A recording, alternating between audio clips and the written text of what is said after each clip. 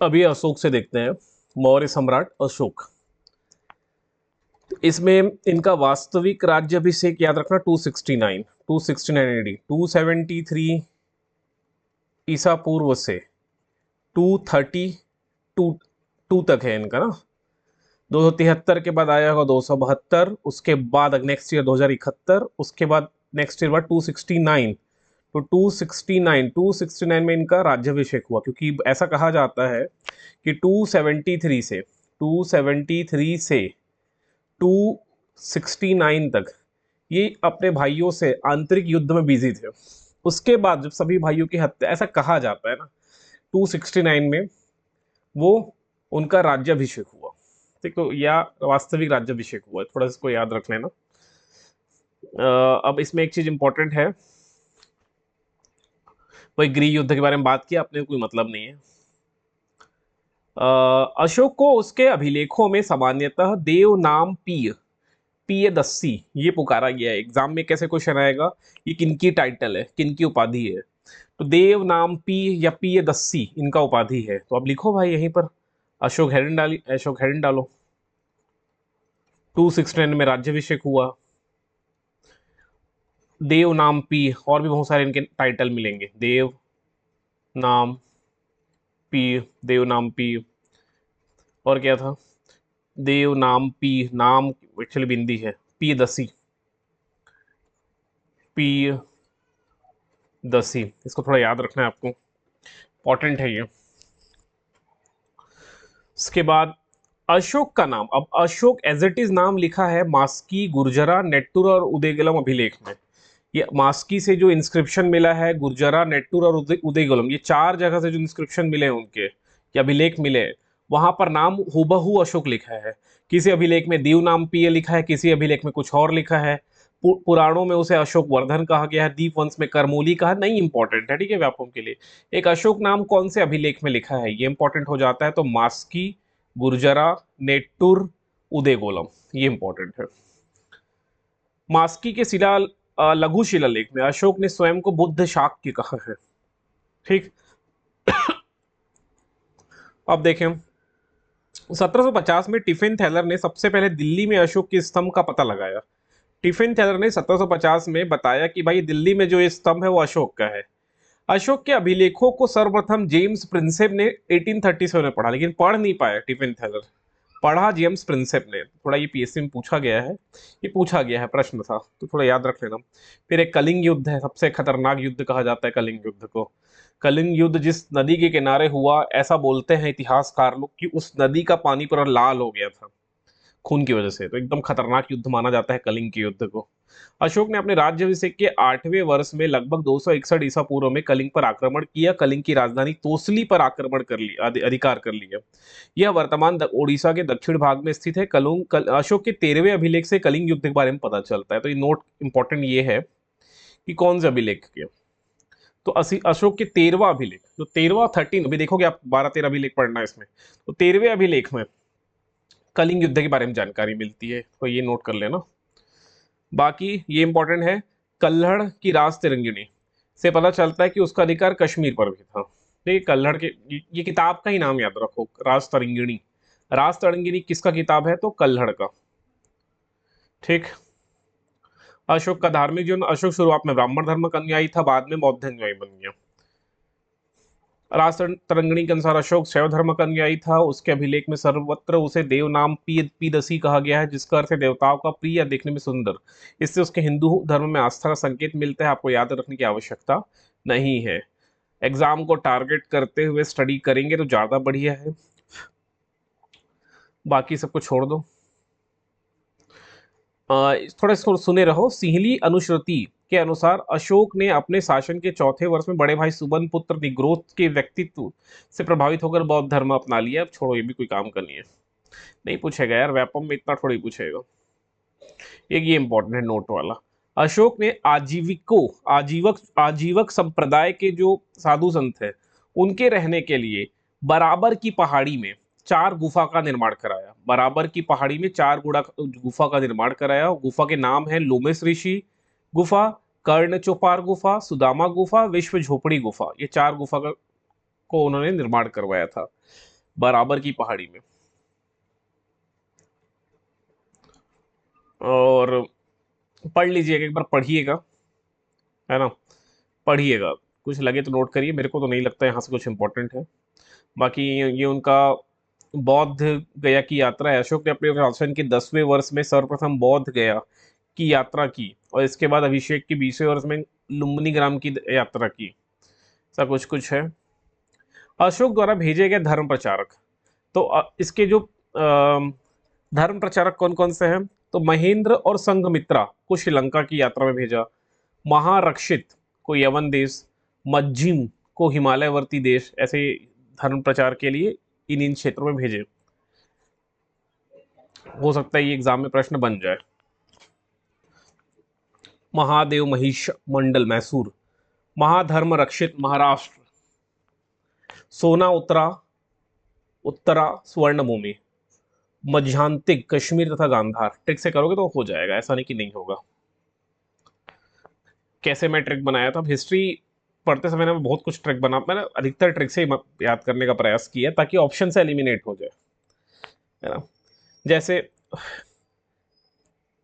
सोना उत्तरा तो आपको भी समझ में आ गया होगा, सुवर्ण भूमि, सोना, सोना उत्तरा और स्वर्ण भूमि। और क्या था, महारक्षित, यवन का आक्रमण बहुत हो रहा था उस काल में, यवन देश मतलब ग्रीक देश से का आक्रमण बहुत हो रहा था, तो इसलिए उसकी रक्षित की आवश्यक है, रक्षा करने की आवश्यक है, तो महारक्षित। अब मेरा ट्रिक है ना, जनरली मेरे तक ही रहेगा वो, क्योंकि अब ये पढ़े हैं यवन देशों का आक्रमण, इसके पहले वाले चैप्टर में ही दिया है, जिसको मैं स्किप करवा दिया, व्यापम के लिए इंपॉर्टेंट नहीं है करके, तो हम पढ़े थे तो वो कनेक्ट हो गया, यवन देश की रक्षा करने की आवश्यक है। और भी कुछ कुछ बनाया गया था, बाकी ट्रिक तो मुझे भी उस टाइम जो बनाया था वो याद नहीं आ रहा, बनाने का प्रयास करिएगा। जैसे एक ये कर लेना, महाधर्म, महाधर्म जब महाराष्ट्र, मतलब ऐसा राष्ट्र जो महा है अपने आप में, महाराष्ट्र, तो महाधर्म, यहां बड़ा धर्म चलेगा, महाधर्म, महाधर्म। फिर महादेव, अच्छा इसको ऐसे, महादेव को ऐसा याद किया था, महिषासुर मर्दिनी मंदिर जहां पर है, महिषासुर मर्दिनी मंदिर मतलब देवी मंदिर, वहां महादेव का मंदिर भी होगा, महादेव मंदिर, महिषासुर, महिष मंडल, ऐसे करके कुछ कुछ बनाया था, तो देखिएगा, उसको बनाने का प्रयास करिए। अब अशोक का धम्म क्या है। अशोक ने अपनी प्रजा के नैतिक उत्थान के लिए जिन नियमों की संहिता प्रस्तुत की, उसे उसके अभिलेख में धम्म कहा गया। धम्म संस्कृत के धर्म का ही प्रारूप प्राकृतिक रूपांतरण है। अशोक के धम्म की परिभाषा राहुलोवाद सूत्र से ली गई है। स्वनियंत्रण अशोक की धम्म नीति का मूल सिद्धांत है। अब वही कलिंग युद्ध के बाद इनका मन बदला, युद्ध के प्रति इनका मन बदला, अब युद्ध की नीति को हटा के धम्म नीति वो अपनाते हैं, शांति की नीति, धर्म प्रचार की नीति, एक्चुअल में ये है। अब अशोक के अभिलेख थोड़ा पढ़ना है, यही इंपॉर्टेंट है, ये याद हो जाए तो बहुत बड़ी बात है। तो इनके अभिलेख में शिलालेख आपको मिलेगा, रॉक इंस्क्रिप्शन, स्तंभ लेख, पिलर इंस्क्रिप्शन हो गया, गुहा लेख, केव इंस्क्रिप्शन, ये सब इंस्क्रिप्शन को देखना है। शिलालेख, रॉक, पिलर और ये केव, तो ये हम तो याद किए थे। कहाँ कहाँ से, सहबाजगढ़ी और मानसेरा, ये दोनों पाकिस्तान में है, इसको तो अलग से याद रखो। सहबाजगढ़ी पाकिस्तान है, मानसेहरा पाकिस्तान, पेशावर हजारा याद कर सकते हो तो करो, पाकिस्तान अलग से याद रखो। कालसी देहरादून, गिरनार तो जूनागढ़ है, इंपॉर्टेंट है ये, धौली पुरी, जौगढ़ गंजाम, सोपारा थाड़े, इसको भी ना मैं कुछ ना ट्रिक से किया था, वो ट्रिक अब याद नहीं है, बट कुछ तो किया हूँ, कुछ कुछ तो याद आ ही रहा है।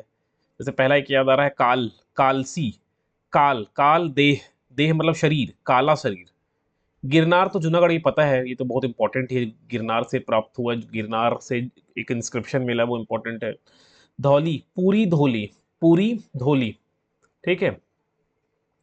एक इंसान गंजा था, अब गंजा के सर में बाल नहीं आता तो जौ लगा लिया था, जौ, ऐसा कुछ कुछ याद किया हूँ।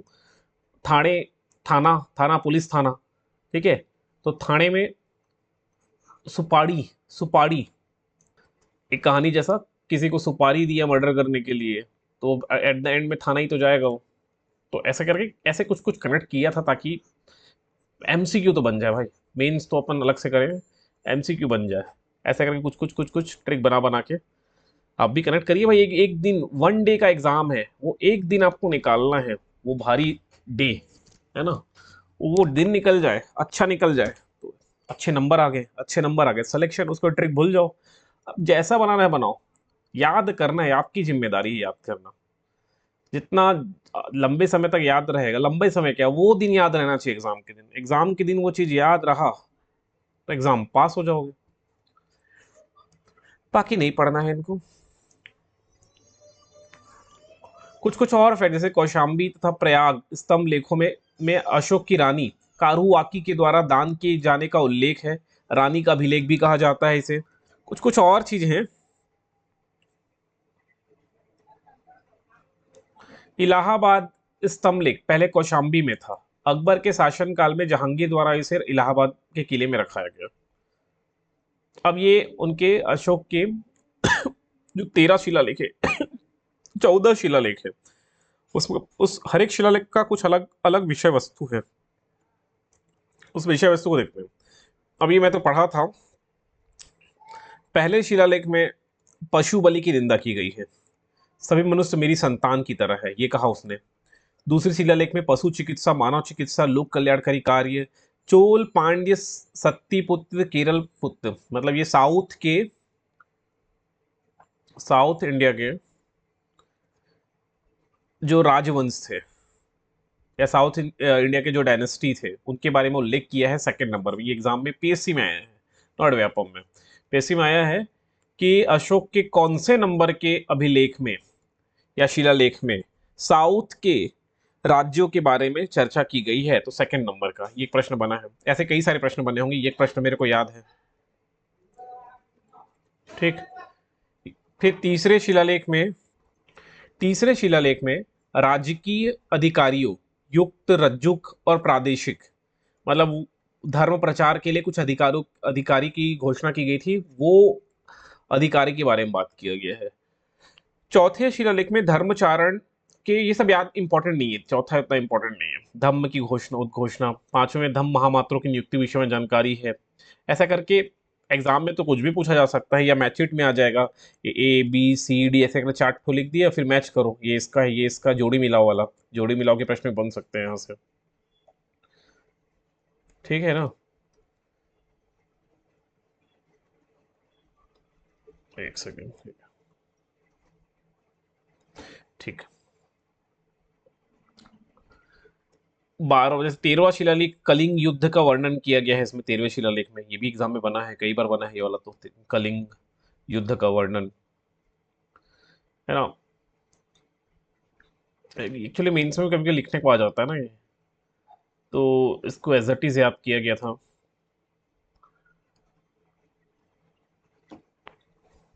हालांकि इसका भी ट्रिक बनाया जा सकता है ना, लेकिन कम से कम जो जो इंपॉर्टेंट है वो उसको तो करो। 8वां शिलालेख सम्राट की धर्म यात्राओं के उल्लेख किया गया है, बोध गया का भ्रमण किया गया, ये इंपॉर्टेंट है। 11वें में धम्म की नीति, धम्म पॉलिसी का एक्सप्लेनेशन दिया है। अब ये अशोककालीन प्रांत, उत्तरापथ। अब अशोक का सम्राट देखोगे तो संपूर्ण भारत में उसको राज्य था। तो उत्तर में वो, अब उसने ना अपने साम्राज्य को 5 भागों में बांट दिया है। एक दो उत्तर वाले को उत्तरापथ बोल रहा है, अवंती राष्ट्र, फिर कलिंग ये वाला पश्चिम का राष्ट्र, ये पश्चिम का है, ये पूर्व हो गया, ये साउथ का हो गया, और ये मिडिल का हो गया। ठीक। तो ये नॉर्थ हो गया। नॉर्थ की राजधानी तक्षशिला थी, इसको उत्तरापथ बोलते थे। पश्चिम पश्चिम को अवंती राष्ट्र बोलते थे, इसकी राजधानी उज्जैनी थी। पूर्व कलिंग प्रांत, जिसकी राजधानी तोसली। दक्षिण को दक्षिणापथ बोलते थे, और उसकी राजधानी सुवर्णगिरी। और मध्य प्रदेश को प्राची बोलते थे, उसकी राजधानी पाटलिपुत्र, जहां राजा स्वयं बैठते थे। बाकी जगह गवर्नर के माध्यम से शासन होता रहा होगा। ठीक है। तो इसको याद रखना है, ये इसको याद रखना है। कुछ नहीं, इसके लिए एक ऐसा ऐसा करके बना लो ना, इसके लिए इजी है। एक ऐसे लाइन खींचो, ऐसे, ये हो गया पूर्व, ये हो गया उत्तर, ये हो गया पश्चिम, वेस्ट, ये हो गया साउथ, और ये हो गया मिडिल। ऐसा करके बना लो। उत्तर को बोलते थे उत्तरापथ, उत्तरापथ, है ना।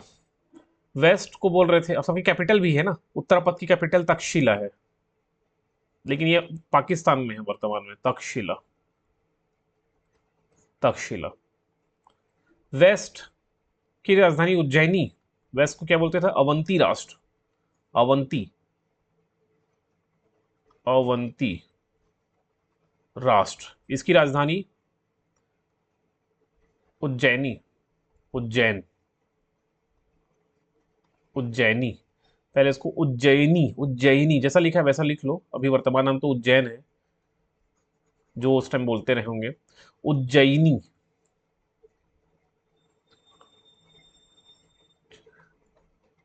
तो ऐसा लिख लो, उज्जैनी कैपिटल हो गया। पूर्व को आ, इसकी राजधानी तोसली, राजधानी तोसली है, और कलिंग बोलते थे, कलिंग। साउथ को दक्षिणापथ, और दक्षिणापथ की कैपिटल सुवर्णगिरी, सुवर्णगिरी, सुवर्णगिरी। और मिडिल में स्वयं राजा बैठते थे, इसको मध्य प्रदेश, मध्य देश बोलते थे, या प्राची, और इसका कैपिटल था पाटलिपुत्र, पाटलिपुत्र। थोड़ा याद रखे रहो बस हो जाएगा। प्राचीन भारत के इतिहास में अशोक को महानतम सम्राटों में सबसे आगे रखा जाता है। अशोक को शासनकाल भारतवर्ष ने अभूतपूर्व, छोड़ देना, ठीक है, कोई काम का नहीं है ये, छोड़ सकते हो।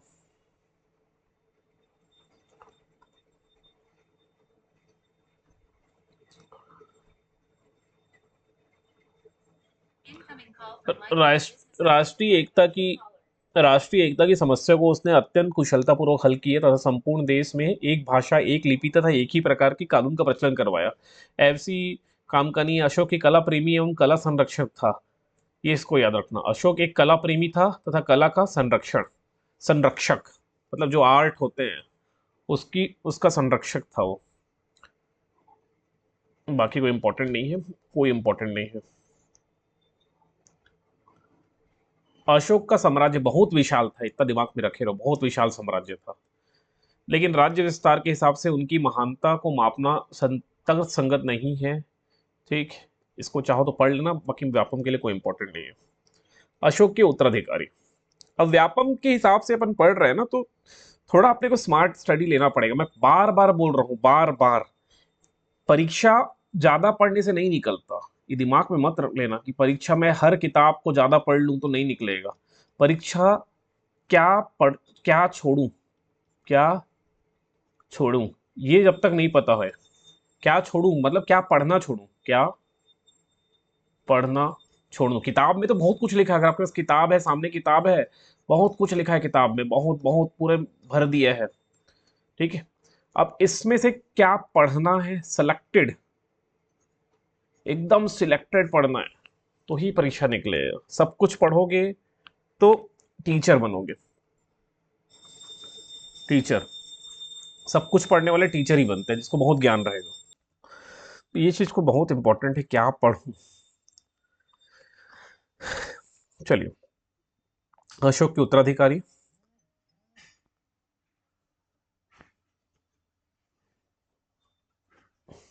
अशोक की मृत्यु 232 पूर्व के लगभग हुई। उसके एक लघु स्तंभ में लेख में केवल एक पुत्र तीवर का उल्लेख मिलता है, जबकि अन्य शब्द इसके बारे में मौन है। बाकी कुछ इंपॉर्टेंट नहीं है भाई, कुछ भी इंपॉर्टेंट नहीं है। एक चीज याद रखना है, मौर्य वंश का अंतिम शासक था बृहद्रथ, ये अंतिम शासक है। ठीक, ये अंतिम शासक है। एक चीज, उसने, अशोक ने बिहार प्रांत के गया जिले में स्थित नागार्जुनी पहाड़ी में पर आजीवक संप्रदाय के साधुओं के निवास के लिए 3 गुफाएं निर्मित करवाई थी, ये याद रखिए। बृहद्रथ अंतिम सम्राट है ना, अंतिम मौर्य शासक है। अब इसकी हत्या उसका ही सेनापति पुष्यमित्र सुंग कर देगा। बृहद पुष्यमित्र सुंग ने 185 ईसा पूर्व के लगभग बृहद्रथ को सेना के निरीक्षण करते समय धोखे से उसकी हत्या कर दी।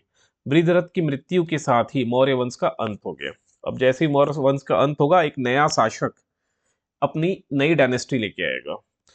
ठीक है, हर्यक पढ़ लिए आप लोग, क्या क्या पढ़ लिए, हर्यक डायनेस्टी पढ़ लिए, फिर सीशु नागवंश पढ़ लिए,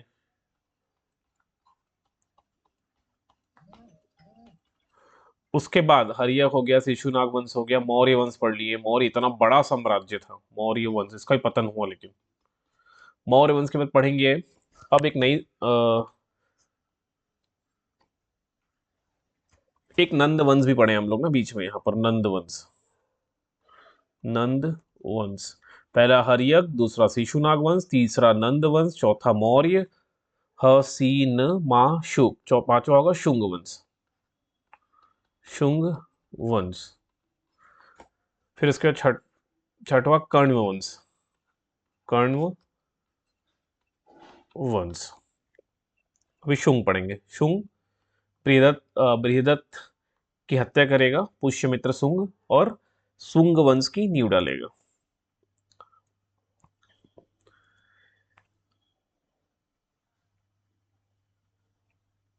मौर्य साम्राज्य की प्रशासनिक व्यवस्था। मौर्यकालीन प्रशासन लोक कल्याणकारी राज्य की अवधारणा पर आधारित है। लोक कल्याणकारी, वेलफेयर गवर्नमेंट। कौटिल्य ने राजा की सप्तांग विचारधारा को प्रतिपादित किया। इंपॉर्टेंट है, चाणक्य या फिर कौटिल्य ने राज्य की सप्तांग विचारधारा को प्रतिपादित किया। राज्य के 7 अंग हैं इसके अनुसार, ये सप्तांग विचारधारा के अनुसार राज्य के 7 अंग, राजा, अमात्य, जनपद, दुर्ग, कोष, दंड और मित्र। इन सप्तांगों में कौटिल्य राजा को सर्वोच्च स्थान प्रदान करते हैं। ठीक, अब सप्तांग सिद्धांत में राजा को सिर कहा गया है, अमात्य को आंखें कहा गया है, मतलब शरीर से तुलना करेगा, राज्य की तुलना शरीर से, राज्य की तुलना शरीर के अंग से। तो राजा सिर है, अमात्य आंख है, जनपद जंघा है, दुर्ग बांह है, कोष मुख है, दंड बल सेना मस्तिष्क है, और मित्र है वो कान है। थोड़ा याद रखे रहना, बहुत कुछ लिखा होगा जो हमको याद करने की आवश्यकता नहीं है, लेकिन ये एक बार ना व्यापक में पूछ दिया गया है। जैसे पुरोहित, एक बार तीर्थ के बारे में बात कर ले। अर्थशास्त्र के अनुसार मौर्य काल के उच्च अधिकारी को तीर्थ बोलेंगे। जैसे आज हम लोग बोलते हैं ना कि वो अधिकारी है, वो नायब तहसीलदार रेवेन्यू ऑफिसर है, तहसीलदार रेवेन्यू ऑफिसर है ना। जैसे डीओ होते हैं, डीईओ, तो डिस्ट्रिक्ट एक्साइज ऑफिसर, ये एक्साइज के जिले के सबसे बड़े अधिकारी होते हैं। फिर एक डीओ होते हैं, डिस्ट्रिक्ट एजुकेशन ऑफिसर, वो जिले के सबसे बड़े शिक्षा अधिकारी। उसी प्रकार अधिकारी, उच्च अधिकारी को अर्थशास्त्र किताब में कौटिल्य ने तीर्थ कहा है। तो अर्थशास्त्र में 18 प्रकार के तीर्थों की उल्लेख किया गया है। तो पुरोहित का मतलब कौन सा अधिकारी? प्रमुख धर्माधिकारी, धर्म का अधिकारी और प्रधानमंत्री। प्रशस्ता, राजकीय आज्ञाओं को लिखने वाला प्रमुख अधिकारी, उसको प्रशस्ता कहते थे।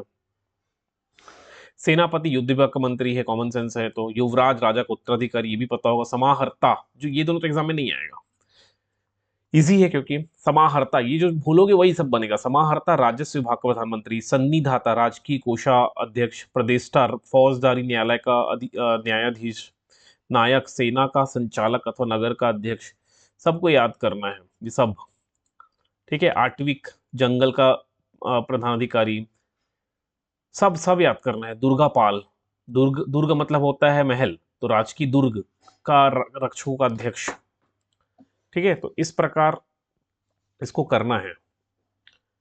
कठिन है, डेफिनेटली कठिन है, बट व्यापम में एक बार पूछ दिया है, पूछा है तो भाई करना पड़ेगा इसको भी, है ना। इसको करना पड़ेगा, इसको आप नहीं छोड़ सकते।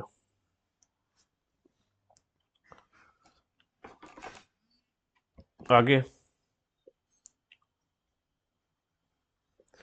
मौर्य प्रशासन के प्रमुख अध्यक्ष भी है। अब विभाग के अध्यक्ष भी है, जैसे पण्य अध्यक्ष वाणिज्य का अध्यक्ष है, पौतवा अध्यक्ष मापतौल, सूना अध्यक्ष बूचड़ खाने। तो मैं इसको, ये तो अभी भी याद है मेरे को ट्रिक। बूचड़ खाने का मतलब क्या होता है? जहां पर पशु को मारा जाता है, तो बूचड़ खाने में क्या रहेगा? सूना छाया रहेगा। सूरा, सूरा मतलब शराब, कुप्या, कुप्य मतलब वन, वन में क्या है, कुप, कुप मतलब होता है अंधेरा, तो वन में इतना डेंस वन है, इतना घना वन है कि प्रकाश भी नहीं आ रहा है, कुप्याध्यक्ष। सूत्राध्यक्ष, कताई बुनाई के लिए सूत्र की आवश्यकता पड़ेगी, है ना। लोहा से धातु विभाग, ऐसे कुछ कुछ आप आसानी से कर लोगे, ठीक है। लक्षणा अध्यक्ष टकसाल वाला है। मुद्रा अध्यक्ष पासपोर्ट विभाग का अध्यक्ष है, मुद्रा, अब इसमें कंफ्यूज मत होना। नव्या, नेवल, नेवल मतलब क्या होता है, जहाज रानी, है ना। तो ऐसा करके कुछ कुछ ट्रिक से बन जाएगा, कुछ आपको याद करना पड़ेगा। फिर क्या है, मौर्यकालीन प्रांत। चंद्रगुप्त मौर्य ने शासन की सुविधा हेतु अपने विशाल साम्राज्य को 4 प्रांतों में विभाजित कर दिया था। उत्तरापथ की राजधानी तक्षशिला, अभी आप देखिए, दक्षिणापथ की राजधानी सुवर्णगिरी, अवंती की राजधानी उज्जैनी, प्राची, मध्य की राजधानी पाटलिपुत्र, ठीक। अब इन प्रांतों का शासन राजवंशी कुमार को ही दिया जाता था, राजा के बेटे लोग को ही गवर्नर बना के भेजा जाता था। अशोक के समय प्रांतों की संख्या 4 से बढ़कर 5 हो गई। पांचों प्रांत कलिंग था, वो युद्ध में जीतेगा पांचों प्रांत, बाकी इनको करने की आवश्यकता नहीं है। ये कि याद रखो, प्रशासन की सबसे छोटी इकाई गांव है, जिसका प्रमुख अधिकारी ग्रामीणी, ये पूछा जा सकता है।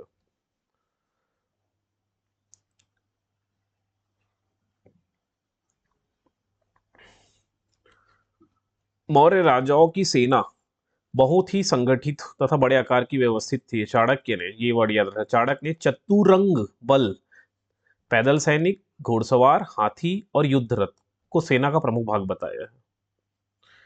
बाकी सब छोड़ दो भाई, तो थोड़ी याद रहेगा।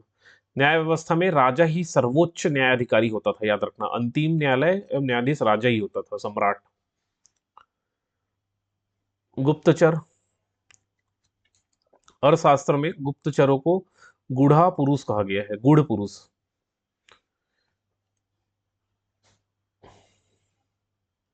बाकी चाहो तो एक बार पढ़ लेना, पढ़ने की आवश्यकता मेरे को नहीं लगता कि यहाँ से कोई क्वेश्चन बनेगा, बट एक रीड जरूर करना। मैं पढ़ूंगा टाइम वेस्ट होगा, इसलिए आप करिए इसको, पढ़ लीजिएगा, एग्जाम में आने की संभावना कम है। मैं वही पढ़ा रहा हूँ जो एग्जाम के लिए बहुत इंपॉर्टेंट है। मौर्यकालीन धर्म। मौर्य काल में वैदिक धर्म, बुद्ध धर्म, जैन धर्म, आजीवक धर्म प्रमुख थे। सभी धर्मों को यहाँ संरक्षण प्राप्त था, सभी धर्म को लोग मानते थे, कोई धर्म के लिए लड़ाई नहीं होती थी, है ना। बस एक चीज याद रखे रहना। मौर्य सम्राटों में चंद्रगुप्त मौर्य जैन धर्म का अनुयायी था, बिंदुसार आजीवक का था, अशोक बौद्ध धर्म का था, परंतु अन्य धर्मों के प्रति भी सहिष्णुता थी तथा किसी भी धर्म के साथ भेदभाव नहीं किया जाता था। बस ये दिमाग में रखे रहो, सभी धर्म की इज्जत प्रॉपर तरीके से होता था, किसी धर्म को किसी भी प्रकार का नुकसान या हिंसा नहीं देखने को मिला है। बाकी कुछ नहीं इंपॉर्टेंट है। मौर्यकालीन अर्थव्यवस्था। मौर्य काल की अर्थव्यवस्था को 3 स्तंभ थे, कृषि, पशुपालन उद्योग, वाणिज्य एवं व्यापार। मौर्य काल मुख्यतः कृषि प्रधान था, ये नोट करे रखो बस। भूमि पर राज्य तथा कृषि दोनों का अधिकार था, भूमि पर राज्य तथा कृषक दोनों का अधिकार होता था। राजकीय भूमि की व्यवस्था करने वाला प्रधान अधिकारी सीता अध्यक्ष कहलाता था। भूमि पर दासों, कर्मचारियों और कैदियों द्वारा जुताई बुवाई की जाती थी, ठीक है। बाकी अपने को नहीं पढ़ना, इतना कुछ नहीं पढ़ना। राज्य में आय का प्रमुख स्रोत भूमि कर था, टैक्स, लैंड रेवेन्यू। भूमि कर मतलब लैंड रेवेन्यू। यह मुख्यतः उपज का 1/6 भाग होता था। जनरली आप जितने भी अच्छे राजा का देखोगे तो वो उपज का 1/6 भाग ही लेते थे। ये किसी प्रकार के कर है, कर से भी ना कभी क्वेश्चन बन सकता है, मैं एकदम गारंटी देता हूँ, कर से क्वेश्चन बन सकता है। कौन सा कर कौन कब लिया, सीता जो कर है वो राज की भूमि से होने वाले आय से होता था, भाग उपज का हिस्सा है, प्रवेश्य आयात कर है, निष्क्रम्य निर्यात कर है, प्रणय आपातकालीन कर है, बलि एक प्रकार का राजस्व कर है, हिरण्य अनाज के रूप में ना लेकर नगद लिया जाता था, ऐसा कर है, सेतुबंध राज्य की ओर से सिंचाई का प्रबंध, विष्टि निशुल्क श्रम और बेगार। इसको नोट्स में लिखिए, 50 बार पढ़िए, याद हो जाएगा। बाकी तो लिखना ही नहीं है ना, मैं बहुत किस चीज तो फिल्टर करा ही दे रहा हूँ, जो लिखा रहा हूँ उसको लिखिए। उद्योग। मौर्य काल का प्रधान उद्योग सूत काटना एवं बुनना था, इसको नोट कर लेना। मौर्यकालीन मुद्राएं। काशर काश काशार्पण पर्ण धारण यह चांदी का बना होता था। सुवर्ण एवं निष्क यह सोने का बना होता था। माशक एवं काकड़ी यह तांबे का सिक्का होता था। इसको याद रख लीजिए, बस हो गया, सफिशिएंट है। इधर कुछ इंपॉर्टेंट नहीं है व्यापम के लिए।